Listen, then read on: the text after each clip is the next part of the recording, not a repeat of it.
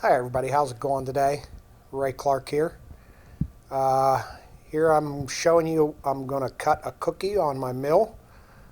This this cookie is probably 3 feet round, approximately. I'm going to say, and the depth of it is around 4 and 5/8 of an inch thick.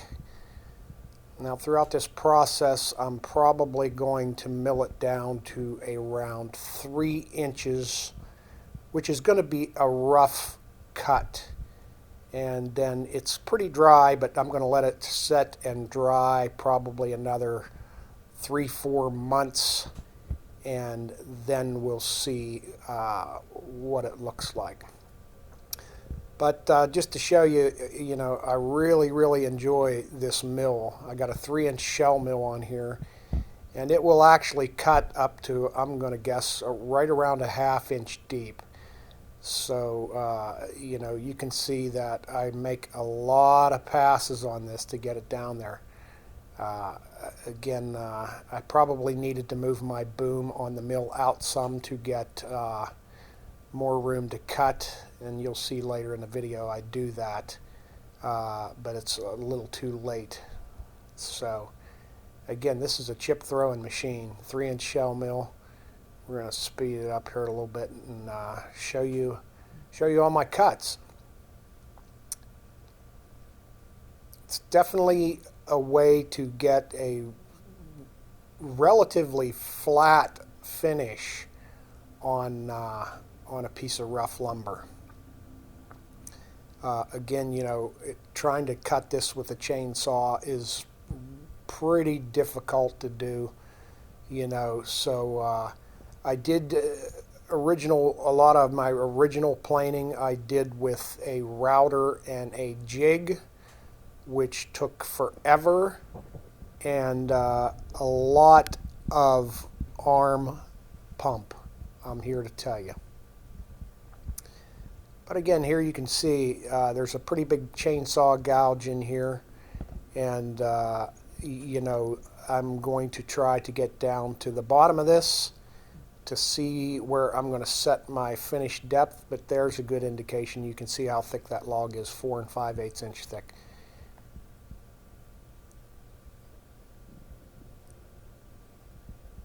And it is not flat on the top, so basically I'm randomly going around here to try to determine, or basically just to try to get it all to one level that's close, so that I can start doing full cuts all the way across.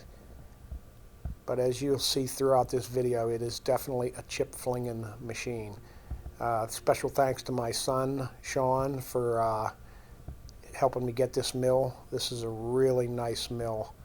It's older. I think it was built in the 70s, actually purchased in the 70s, early 70s. And, I had to get some three-phase, a three-phase converter for it is three-phase. But once again, wow, what a time saver. I'm guessing probably the whole way through this, as you can see it's sped up, but the whole way through to get this done, I probably had about an hour and a half, probably an hour and a half time milling this down. But once again, overusing a router, definitely really enjoyed cutting this down. So, I hope you enjoy this video. I really do enjoy working in the shop. This, I think, in the long run is going to make a pretty nice table. Just a small side table for outside or something of that nature. And you can see here I'm trying to find the depth of that chainsaw cut. And it's down there pretty deep.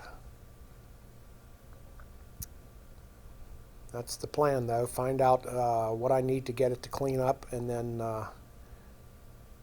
go from there and start hogging out some major material.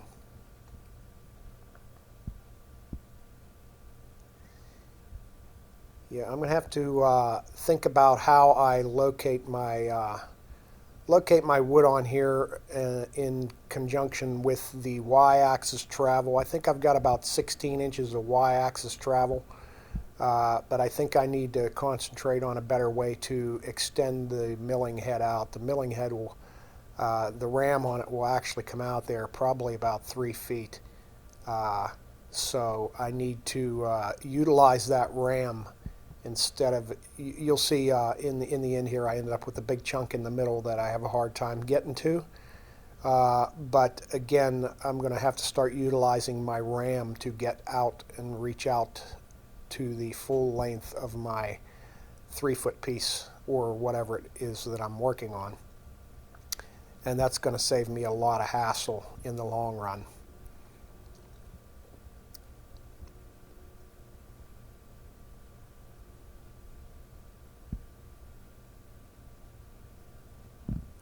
It's definitely a way to remove some material in a hurry. There's no doubt about it.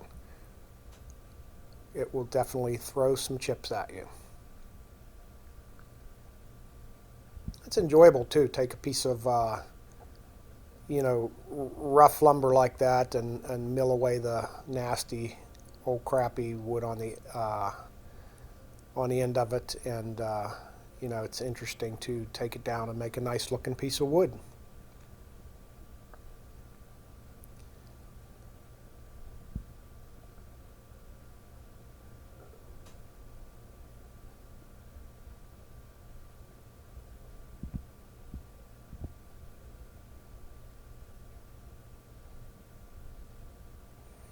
I'm kind of limited on, I think that table is almost 7 foot on the mill end to end, but I think the actual X travel is probably only around 40 inches or something of that, maybe a little bit less. That's one thing I always have to keep in mind as well too. You can see that this, for some reason, where I have it positioned on the table is not quite right, and I'm not able to utilize the full X-axis length. But again, this is the first time I've done any milling on this as far as this size. I mean, again, this is a 3-foot round cookie.